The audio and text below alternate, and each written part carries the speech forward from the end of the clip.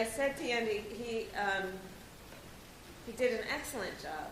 You know, public speaking is very difficult, but you hope that at the end of your presentation that you not only share something that people may not know and in that way teach them, but that you help them to feel something. And your words caused all of us to feel something about our mutual commitment. So thank you for that. Outstanding. Good afternoon, everyone. Good afternoon. It's good to be with everyone. And I want to just thank all of you for being here and for all that you have done. You know, it is a very challenging time in our country right now on this topic and many others. And it is good to be back in Miami with all of you and with the leaders who are here on the campus of FIU to discuss a very important topic. And I particularly want to thank the members of our administration, the leaders who have been doing extraordinary work on this subject. Secretary Alejandro Mayorkas, NOAA, yes? NOAA Administrator Rick Spinyard, and FEMA Administrator Deanne Criswell. Thank you all. Thank you. I also want to thank the members of Congress who are here. We have Congresswoman Frederica Wilson, who is here, and Congresswoman Sheila Sherfilis McCormick, who is here. They were kind enough to meet me on the tarmac as we arrived this afternoon, so thank you. And I also want to thank the local officials who are here, including the Mayor of Miami Beach, Dan Gelber. And to everyone, thank you for your leadership and thank you for your hard work. So for years, our nation and many of us have discussed, have lamented, have talked about the threat of climate change. For years, we debated the potential impact that climate change could have on our communities, on our country, and our world. And today, we know the impact. If folks weren't clear about it before, just watch the evening news and see that the time for debate is long past.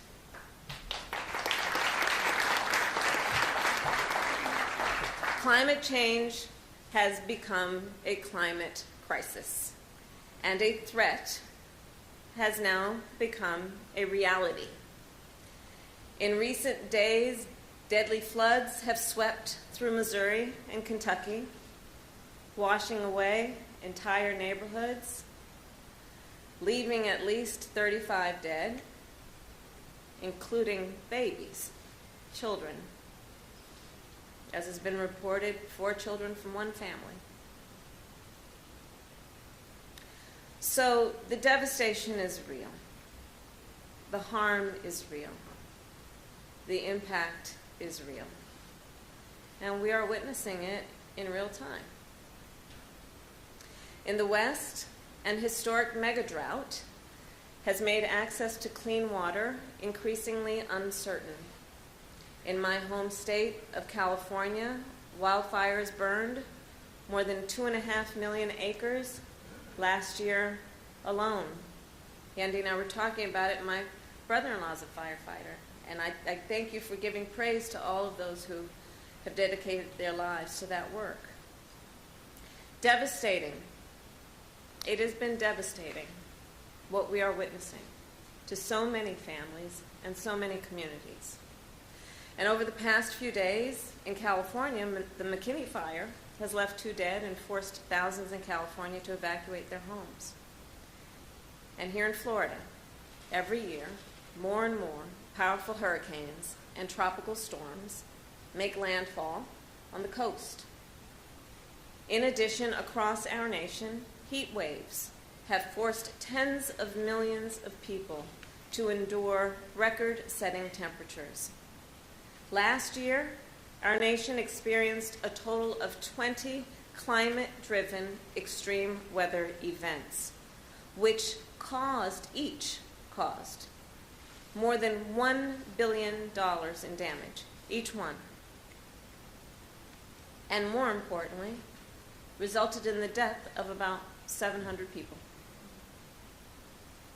Earlier today at the National Hurricane Center, I received a briefing on extreme weather fueled by climate change.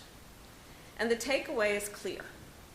As the climate crisis gets worse, extreme weather will pose a rapidly growing danger to a rapidly growing number of communities.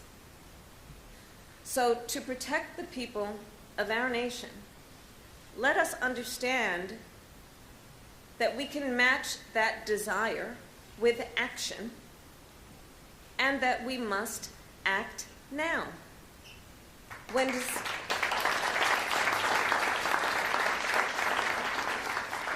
And I can tell you, President Joe Biden and I, we understand that when disaster strikes anywhere in America, we have a duty to act.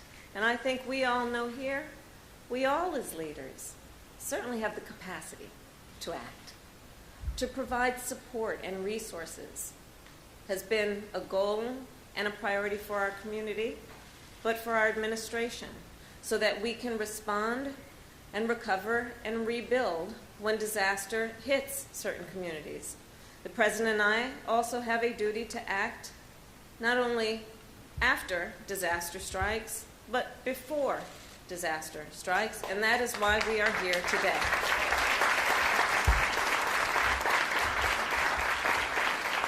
Today, our administration is investing more than $1 billion through FEMA to fund climate-resilient projects in 343 cities, towns, and counties around our nation.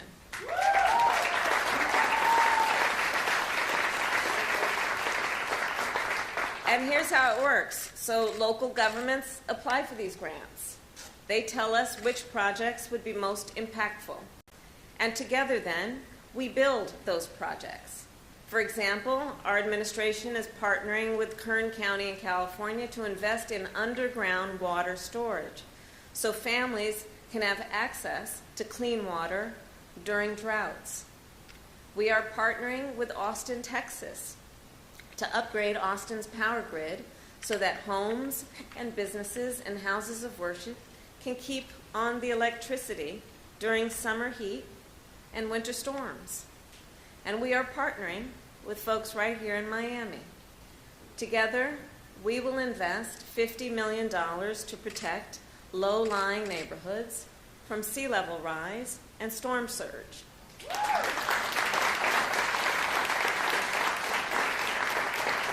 All of these projects will create good jobs and good union jobs in our communities. And these projects will also strengthen our economy by preventing billions of dollars of damage from extreme weather. This $1 billion investment is double what our administration did last year. And as President Biden recently announced, next year we will be doubling that investment once again to more than $2 billion.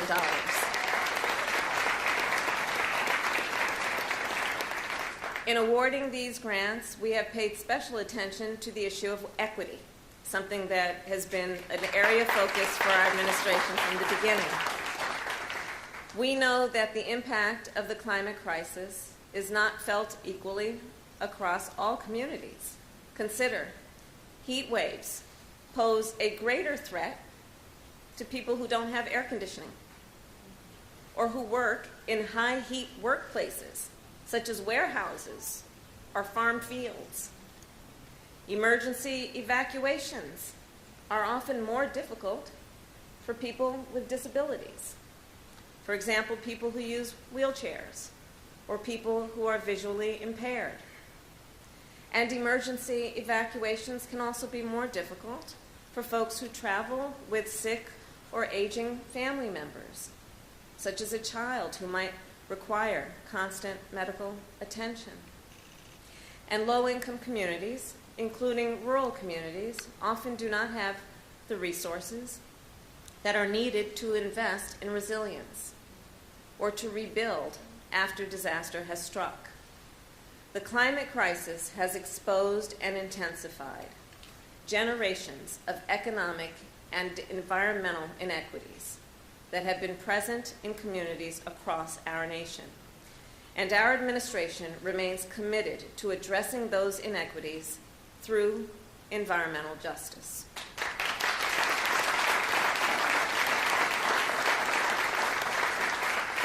In awarding these grants, we have prioritized projects that will protect the communities that are disproportionately impacted by the climate crisis.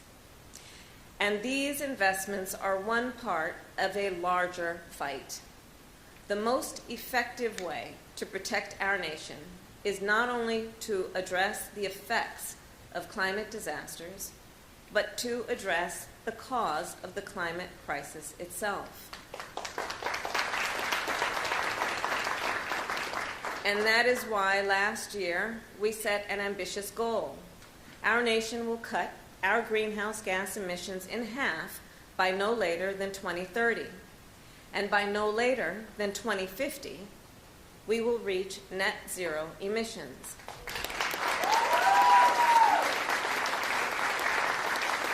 Some say that is an ambitious goal. I say it is doable. It is doable. Think about it. The transportation sector is our nation's single largest source of greenhouse gas emissions. So, to address that, we have invested tens of billions of dollars to put more electric vehicles on the road. In fact, when I was in the United States Senate, we were able to do the work of saying that we should focus on the issue of electric school buses. And I was proud to introduce the first piece of legislation to electrify our nation's fleet of school buses to that end. And the transition is now underway. For example, in Miami-Dade County, public schools will soon have 50 electric school buses on the roads.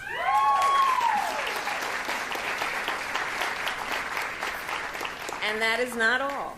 Our administration has also invested $65 billion into the electric grid and transmission infrastructure for our nation. So, to build thousands of miles of new resilient transmission lines. And in that way, we can move clean energy from where it is created to where it is needed. It is literally about the transportation of energy.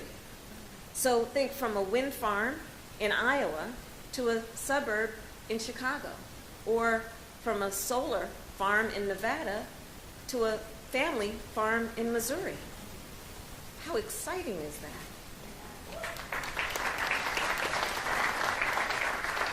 And it will make our nation more energy independent.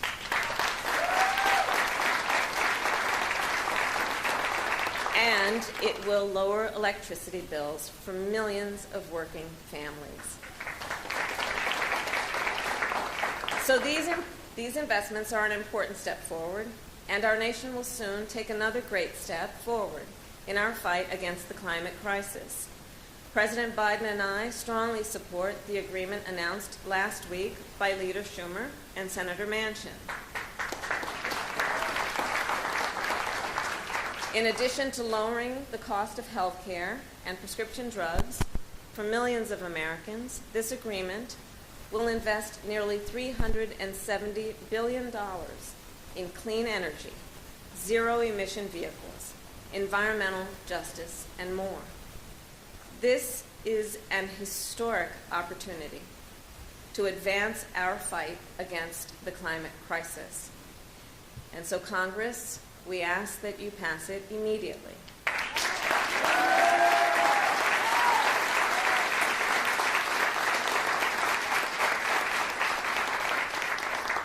So, all of this to say, the climate crisis is here. It has arrived, and we are experiencing it in real time. And we have the ability, dare I say the responsibility, to take urgent action to protect the people of our nation. And again, we all have a role to play. So Miami, I know that you know the urgency of this moment. You are living it every day. And your voice is so important on this issue. If we act now, and we act together, we can protect our communities from the disasters that we are witnessing. We can tackle the climate crisis and make sure all people can breathe clean air, drink clean water, and have access to clean energy. We can build a more sustainable future. We can do this. We can build a more equitable future. It's within our power. And we can build a more resilient future. That's within our sights. And in the process, yes, we will create millions of good jobs in the clean energy economy.